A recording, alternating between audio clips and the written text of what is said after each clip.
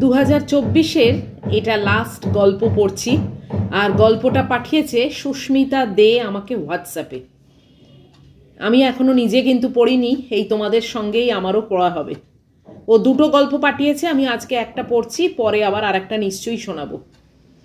এই রে 11:55 রাখছি হ্যাঁ ফোনটা। কেন গো, আজ কি আছে তোমাদের বাড়িতে? আমি তো ভুলেই গেছি তোমায় বলতে, বড় জামাইবাবু আর দিদি পরশু লন্ডন থেকে ফিরেছে। ওদের বিবাহবার্ষিকীর সারপ্রাইজ প্ল্যান রেডি করেছি সবাই মিলে। এবার আমার ওদের ঘুম থেকে তোলার দায়িত্ব দেওয়া হয়েছে। আচ্ছা, এসে তোমাকে কল করছি, যদি জেগে থাকো কেমন? ফোনটা রেখে চুপচাপ শুয়ে শুয়ে ভাবছিলাম, সত্যি তাপস কত লাকি, সবার কত আদরের। তাপসদের 51বর্তী পরিবার, ওর বাবা, 2 জেঠু, 1 পিসি, গোটা পরিবার নিয়ে একটা বাড়িতে থাকেন। পরিবারের মোট সদস্য সংখ্যা 30। প্রত্যেকেই খুব আনন্দ করে দিন কাটায়। সব সময় উৎসব যেন লেগেই থাকে ওদের বাড়িতে। তাপস বাবা মায়ের একমাত্র ছেলে হলেও ও দাদা দিদিদের আদর ভালোবাসার থেকে বঞ্চিত হয়নি। ভাইফোঁটার দিন ওর কপাল ভরে যায় দিদিদের ফোঁটাতে। ও বলে, জানো, আমরা সব দাদা ভাইরা লাইন দিয়ে বসি আর দিদিরা এক এক করে ফোঁটা দেয়। আমি বড় অভাগা, কখনো কাউকে ভাইফোঁটা দেওয়ার সুযোগই পাইনি। আমি তাপসের গল্পগুলো মন দিয়ে শুনেই আনন্দ অনুভব করি। আজ বোধহয় ওর বড় জেঠুর বড় মেয়ে বিবাহবার্ষিকী। নিশ্চয়ই ভীষণ হৈ হৈ করে আনন্দ করছে ওরা। সত্যি এই আনন্দের ভাগ হয় না। একবার ওর বড়দিকে ভিডিও কলে দেখিয়েছিল তাপস। প্রথমবার কথা শুনেই মনে হয়েছিল কত দিনের চেনা আপনজন। তাপস বলে, আমাদের বাড়ির সবাই এমন, সবাইকে খুব তাড়াতাড়ি আপন করে নেয়। শুনে মনে মনে ভীষণ আনন্দ হয় আমার। চিরকাল 4 দেওয়ালের মধ্যে থেকে থেকে হাঁপিয়ে উঠেছিলাম আমি। তারপর আমার জীবনে আলোর মতো আসে তাপস, আমার সব একাকিত্বকে দূর করে দিতে। আমার আর তাপসের পরিবার পুরো আলাদা। আমার বাড়িতে পরিবার বলতে আমি আর আমার মা। তখন আমার বয়স 9, ডিভোর্স হয়ে যায় বাবা মায়ের। একদিন সন্ধ্যায় কাঁদতে কাঁদতে আমার হাত ধরে বাড়ি থেকে বেরিয়ে এসেছিল মা। তারপর ওই বাড়িতে আর কখনো ফেরেনি। আমাকে নিয়ে থেকে গেছে একাই। মা গোটা পুরুষ জাতিকেই অপছন্দ করে বলে মনে হয়, তাই সাহস করে মুখ ফুটে বলতে পারিনি কখনো তাপসের কথা। বাবা আমার ভীষণ সাদামাটা শান্ত ভালো মানুষ। ছোট থেকেই বাবার খুব আদরের ছিলাম আমি। মায়ের থেকে বাবার সাথেই বেশি বেশি সময় কাটাতে চাইতাম। ডিভোর্সের পর বাবা মাঝে মাঝে আমাকে নিজের কাছে নিয়ে যেত, কিন্তু মা খুব রাগ করত তখন। ছোটবেলা থেকে আজও বুঝি না মায়ের এত রাগ কেন বাবার ওপর। ছোটবেলায় কতবার জন্মদিনের দিন বাবা আমাদের গেটের সামনে কেক আর বেলুন নিয়ে দাঁড়িয়ে থেকেছে ঘন্টার পর ঘন্টা। আমি চিৎকার করে বাবা বাবা বলে কেঁদেছি, তাও মা আমাকে যেতে দেয়নি বাবার কাছে। মা খেয়াল না করলেও আমি দেখেছি আমার বাবার চোখে জল, একজন পুরুষের চোখে জল তার সন্তানের জন্যে। তারপর বাবা প্রায় স্কুলের গেটের সামনে দেখা করতে আসতো আমার সাথে। বাবা আমাকে যখন কাছে পেত অনেক আদর করত আর পছন্দের খাবার কিনে দিত। তারপর বড় হওয়ার পর মায়ের আড়ালে বাবার সাথে আমার ভালোই যোগাযোগ ছিল। প্রায়ই চলে যেতাম ও বাড়িতে, বাবার সাথে রান্না করে দুজন খেতাম, ঘুরতে যেতাম। বাবা বলতো, মায়ের হাই সুগার প্রেশার খেয়াল রাখিস মামুনি। বাবা যে মাকে খুব ভালোবাসে তা আমি বুঝতাম, কিন্তু মায়ের রাগ অভিমানের মাঝে লুকিয়ে থাকা ভালোবাসাটা ঠিক ঠাহর করতে পারতাম না। বাবার কাছে ডিনার করার সময় বাবা বলতো, মায়ের কাছে গিয়ে একটু কিছু খাবি, ও তোর জন্য পথ চেয়ে বসে থাকবে। আচ্ছা বাবা, তোমাদের ডিভোর্সটা কেন হলো বলো তো? প্রায়ই জিজ্ঞেস করতাম আমি। বাবা বলতো, ভুল বোঝাবুঝি অনেক সম্পর্ক নষ্ট করে দেয় মা। একদিন ঠিক সব কিছু বলবো তোমায়। জানো তাপস, আমার খুব ভয় করছে। যদি এই ছোট্ট পরিবারের গণ্ডি পেরিয়ে তোমাদের পরিবারের সবার সাথে মানিয়ে নিতে না পারি। দূর বোকা, ভয় কিসের? আমাদের বাড়িতে কাল গেলেই সব ভয় কেটে যাবে। আমি যাব? হ্যাঁ যাবে, ভয় কি, আমি তো সাথে থাকবো, আর কাল ছুটির দিন সবাই বাড়িতে থাকবে। বাবাকে জিজ্ঞেস করেছিলাম, বাবা সম্মতি জানালেও মাকে কিন্তু বলার সাহস পাইনি ওদের বাড়িতে যাওয়ার ব্যাপারে। তাও সাহস করে একটা মেরুন সালোয়ার পরে পৌঁছে গেলাম তাপসের বাড়িতে। তাপস আমার হাত ধরে নিয়ে গেল ওর পরিবারের সাথে আলাপ করতে। আমি লজ্জা ভয়ে মাথা নিচু করে দাঁড়িয়েছিলাম। তাপসের মা আমায় আদর করে কপালে চুমু খেয়ে বললেন, বৌমা দেখছি ভীষণ লাজুক। তারপর ছোট্ট ছোট্ট একদল বাচ্চা, কেউ নতুন কাকি, কেউ নতুন মামি বলে ডাকতে ডাকতে নিয়ে গেল একটা সুসজ্জিত ঘরে। ঘরটা খুব সুন্দর করে সাজানো, মাঝে বসানো খুব সুন্দর একটা কেক। আমি মিনমিনে গলায় তাপসের বোনকে জিজ্ঞাসা করলাম, আজ কি কোনো অনুষ্ঠান আছে? তাপসের মেজো জেঠু হাসতে হাসতে বললেন, আছে তো। দেখলাম ঘরটা পুরো ভরে উঠেছে পরিবারের সদস্যদের ভিড়ে। সবাই মিলে চেঁচিয়ে বলে উঠল, হ্যাপি বার্থডে টু ইউ। চমকে উঠলাম আমি। হ্যাঁ ঠিকই তো, আজই তো আমার বার্থডে, কিন্তু কখনো আমার বার্থডে এইভাবে পালন তো হয়নি। আনন্দে আত্মহারা হয়ে কেক কেটে সবাইকে নিজে হাতে খাওয়ালাম। বড়রা অনেক আশীর্বাদ করলো, গিফট দিল, আর তাপসের দিকে তাকাতেই দেখলাম মুচকি মুচকি হাসছে সে। মা আর জেঠিমারা দেখি আমার জন্য খাবার সাজিয়ে রেডি করেছে 5 রকম ভাজা, রকমারি তরকারি আর পায়েস মিষ্টি দিয়ে। আমি বললাম, না আমি সবার সাথেই খাবো। তাপস মুচকি হেসে বলল, বলেছিলাম না।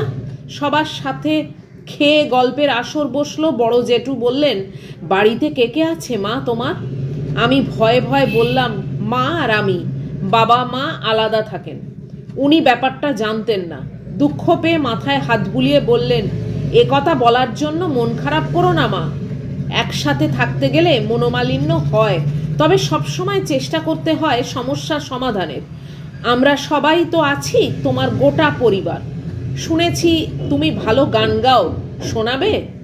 সানন্দে রাজি হলাম। আমার সাথে যোগ দিল তাপসের বৌদি। খুব মজা করে দিনটা কাটালাম। ফেরার সময় বললাম, যেতে ইচ্ছেই করছে না। বড় জেঠিমা হেসে বললেন, যখন খুশি চলে আসিস, আর যখন তোদের সময় হবে বলবি, তোর বাবা মায়ের সাথে কথা বলে তোকে পার্মানেন্টলি এই বাড়িতে নিয়ে চলে আসবো। সেদিন রাতেই মাকে জানালাম তাপসের কথা। অবাক হয়ে দেখলাম মা রাজি হয়ে গেল। বলল, তুমি আমার একমাত্র সন্তান, তুমি যদি সেই পরিবারে মানিয়ে নিতে পারো, ভালো থাকো, এর থেকে বেশি কিছু চাই না আমার। ইদানিং মায়ের শরীরটা ভালো যাচ্ছে না। সেদিন রাতে হঠাৎ মা ডাকলো আমায়। ভয় পেয়ে দৌড়ে মায়ের ঘরে গিয়ে দেখি মা ভয়ে কাঁপছে। আমায় ডেকে বলল, বাবাকে একটা ফোন করে জিজ্ঞাসা করো সে ঠিক আছে নাকি। আমার কথা কিছু বলবে না, ফোনটা লাউডে রাখবে। বাবার ফোনটা বেশ কিছুক্ষণ রিং হবার পর বাবা ফোনটা রিসিভ করে বলল, কিরে মামনি, ঘুমোসনি এত রাতে? তোর মায়ের শরীর ঠিক আছে তো? আমি বললাম, হ্যাঁ বাবা। তুমি কোলেস্টেরলের ওষুধটা নিয়েছো তো? বাবা বলল, হ্যাঁ মামুনি নিয়েছি, অনেক রাত হয়েছে, এখনো ঘুমিয়ে পড়ো। ফোনটা রেখে হাঁটু গেড়ে বসে বললাম, মা তুমি জানতে বাবার সাথে আমি কথা বলি, যোগাযোগ রাখি? মা বলল, হ্যাঁ জানতাম। 1 সপ্তাহের জন্য বাবার সাথে দার্জিলিং থেকে ঘুরেও এসেছিস কলেজ ট্যুরের নাম করে, সেটাও জানি। আর আমি কোথাও যেতে বললে তোর সময় হয় না। দিনে 4-5 বার বাবাকে ভিডিও কল করিস, রেস্টুরেন্টে খেতে যাস, কখনো মায়ের জন্য এতটুকু সময় দিয়েছিস তুই? সত্যি আমার অভিমানী মা যে বড় দুঃখ পেয়েছে বুঝলাম। মাকে জড়িয়ে ধরে বললাম, আমি তোমাদের দুজনকেই অনেক ভালোবাসি মা। আর দিন 15 পর আমার বিয়ের ডেট ফাইনাল করতে তাপসের বাড়ির থেকে সবাই আসবে। মাকে গিয়ে বললাম, মা জীবনে এই সময় বাবা আমার সাথে থাকুক এই বাড়িতে, এটাই চাই। মা প্রথমে কিছুতেই রাজি না হলেও শেষে আমার অনুরোধে রাজি হলো। বাবাকে হাত ধরে নিয়ে এলাম বাড়িতে। সারা বাড়িতে মেতে উঠলো আমার আর বাবার হাঁক ডাকে। 2 দিন দেখলাম মা বাবার সাথে কথা না বলতে। সেদিন রাতে আকাশ জুড়ে মেঘ করেছিল, জানলার কাঁচে বৃষ্টির ছাট এসে পড়ছিল। আমি ব্যস্ত ছিলাম তাপসের সাথে চ্যাটে কথা বলতে। হঠাৎ ব্যালকানিতে শুনলাম ফিস ফিস শব্দ। ভালো করে শোনার জন্য দরজার কাঁচ দিয়ে উঁকি মেরে দেখলাম আমার ভালোবাসার দুটো মানুষ আজ ভিজতে ভিজতে নিজেদের অভিমানের কথা বলছে। বাবা বলছে, এখনো শাঁখা সিঁদুর পরে থাকো কার জন্য লীনা? মা অভিমানী গলায় বলল, তা তুমিই বা শ্রেষ্ঠাকে বিয়ে করনি কেন? শ্রেষ্ঠা তার স্বামী সন্তান নিয়ে সংসার করছে এখন। সেদিন রাতে তুমি আমার পুরো কথাটা শুনলেই না। নেশার ঘরে শ্রেষ্ঠা বলেছিল বন্ধুত্বের আড়ালে ও আমাকে ভালোবাসে, সেটা শুনেছিলে। আমি ওকে ভালোবাসি নাকি সেটা তো শোনোনি। সেটা শুনলে জানতে পারতে এই মানুষটা তার জীবনের প্রেমিকা বা স্ত্রী হিসেবে তোমাকে ছাড়া কাউকে কল্পনা পর্যন্ত করেনি কোনোদিন। এতটা শুনেই ফিরে এলাম বিছানায়। আনন্দে চোখের জল গড়িয়ে পড়ছে আমার। এখনো ফিসফিস শব্দে শোনা যাচ্ছে ওদের কথা। আবার একবার উঠে গিয়ে দেখলাম 17 বছর পর স্বামী স্ত্রী বৃষ্টিতে ভিজতে ভিজতে কাঁদছে একে অপরকে আষ্টে পিষ্টে জড়িয়ে ধরে। মনে মনে বললাম, সত্যি সম্পর্ক ঠিক রাখতে গেলে অবশ্যই একে অপরের কথা শোনার আর অভিমানের গুরুত্ব দেওয়া উচিত। শুধু শুধু ওরা ওদের 17টা বছর নষ্ট করেছে একে অপরকে ভুল বুঝে।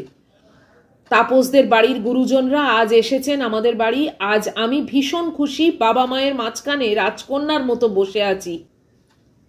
তাপসের বাবা বলল, আপনারাও চলে আসুন, আমাদের সাথে একসঙ্গে থেকে যান। একমাত্র মেয়েটিকে ছেড়ে আর একা থাকতে হবে না। বাবা বলল, আমাদের একটাই মেয়ে, প্রায়ই চলে যাব আপনাদের বাড়িতে। আমিও চাই দীর্ঘদিন ধরে আলাদা থাকা মানুষগুলো জীবনের বাকি দিনগুলো একসঙ্গে আনন্দে কাটাক। আজ আমার দুঃখ নেই। একটা সুন্দর পরিবারের সাথে সাথে পেয়ে গেছি বাবা মা দুজনকে একসঙ্গে। দুজনেই যে আমার বড় আদরের। এটাই গল্পটা লিখেছে শ্রাবন্তী মিস্ত্রি। ভীষণ ভালো একটা গল্প সুস্মিতা দে আমাকে পাঠিয়েছে আজকে হোয়াটসঅ্যাপে, এবং ও বলেছে তোমার ইচ্ছে হলে তুমি এটা পড়ো। অবশ্যই অবশ্যই সুস্মিতা, তোমাকে আমি হোয়াটসঅ্যাপেও জানিয়েছিলাম যে অবশ্যই পড়বো, এবং একেবারেই আমি আমার পরিবারের সঙ্গেই এই গল্পটা শেয়ার করলাম। আমি আলাদা আর নিজে পড়ে সময় নষ্ট করিনি, যাতে সবাই একসঙ্গে আমরা এই গল্পটা শুনতে পারি। তাই জন্যে আমি অন ক্যামেরাই এই গল্পটা পড়লাম। আরও একটা গল্প তুমি পাঠিয়েছো, সেটাও নিশ্চয়ই শুনবো। ভীষণ ভালো গল্প একটা। সত্যি 17টা বছর দুজনে নষ্ট করে ফেলেছে। তবে কি বলতো, সবাই কিন্তু এই রকম মানুষ হয় না। বোঝাপড়া বা আন্ডারস্ট্যান্ডিং বা মিলমিশ করে নেওয়া বা মিটিয়ে নেওয়া, এগুলোর কিন্তু একটা শিক্ষা দরকার। এগুলোও কিন্তু একটা কোয়ালিটি, এবং এই কোয়ালিটিটা সবার মধ্যে থাকে না। তো কেমন লাগলো তোমাদের এই গল্পটা? এই গল্পটা আমার আজকের এই বছরের মতো শেষ গল্প। থ্যাংক ইউ সুস্মিতা, তোমাকে অসংখ্য অসংখ্য ভালোবাসা এত সুন্দর একটা গল্প পাঠানোর জন্যে। আর যদি এই গল্পটা তোমাদের ভালো লাগে তাহলে প্লিজ একটা লাইক, শেয়ার, কমেন্টে সাবস্ক্রাইব করো। নিশ্চয়ই দেখা হচ্ছে আবার একটা পরের কোনো ভিডিওতে। খুব ভালো থাকবে। এই বছরটা শেষ হয়ে যাচ্ছে, আগামী বছরটা খুব ভালো কাটুক তোমাদের প্রত্যেকের।